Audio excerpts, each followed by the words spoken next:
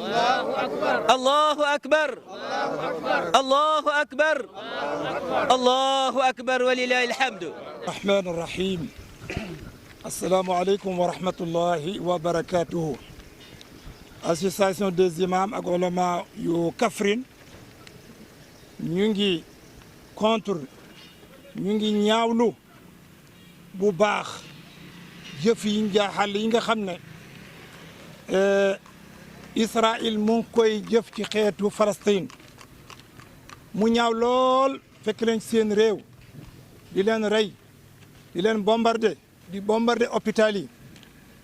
di rey xale yi bombarder seen école yi muy jëf joo xam ne jëf ju ñaaw la lii moo tax ilimaani Kaffrine yi jóg nañ di ko métti lu ba àddina bi yëpp dégg ko et ñu ngi wax ne ana mbokk arab yi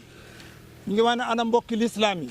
ñu ngi wax ne ana masalan Nations Unies ana ñuy oote woo xàqu doomu aadama ana ñu seetaan jëf ji bon ji Israël di ko jëf ay arab fekk nañ seen réew di leen ko jëf ñu di seetaan kenn waxul dara lii ba kañ mbokk yi ana maandu gi ana la ma taxoon ñu fal leen ko damay jëlale arab yi waaye nag maanaam Nations Unies ñoom ana lan la ñuy jëriñ tey lii ñaaw na ba ëpp ndax jëf ji masul am ci kaw suuf yàgg na trop li arab da wax ne xar baraxa saylu suba yëf yi ëpp na li ñu rey ci ay ndaw kenn xaw ma naka lañ toll li ñu rey ci ay màggat bombardé ay dëkkuwaay te defuñ leen dara ndax aar seen bopp di leen tuddee ay irhab ay terroriste te ñoom nañu wóor Israël mooy terroriste ak Amérique mi xanaa ñoo leen di jàppale loola tax association des imams bu Kaffrine ñu ngi ànd daal di def benn bloc daal ànd ak askanu Palestine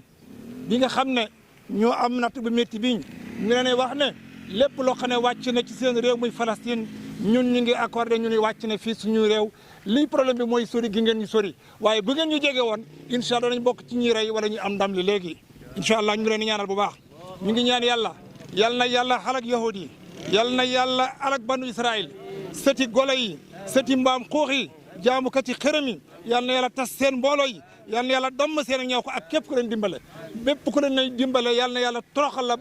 yal na yàlla dammati sa nguur yal na yàlla def loolu ñu ngi ñaan yàlla yal na yàlla dimbale Palestine yal na yàlla dimbale Palestine yal na yëkkati seen nattu bi yal na yàlla saafara ñu feebar ñu blessé yal na yàlla saafara leen ñu faatu yal na yàlla jéggal leen yàlla mi nga xam ne mooy yërëmkat bi yàlla na nga yërëm Palestine wax dëgg yàlla métti na lii la waa Kaffrine seen association bi doon wax ne nañ ko jottali askan bi ñëpp dégg ko ñu ngi yuuxu nag ñëpp dégg ko waaw incha allah salaamaaleykum ki na waxtaan ak yéen mooy katibul mooy secrétaire général bu association des imams ulama bu Kaffrine wasalaamaaleykum wa rahmatullah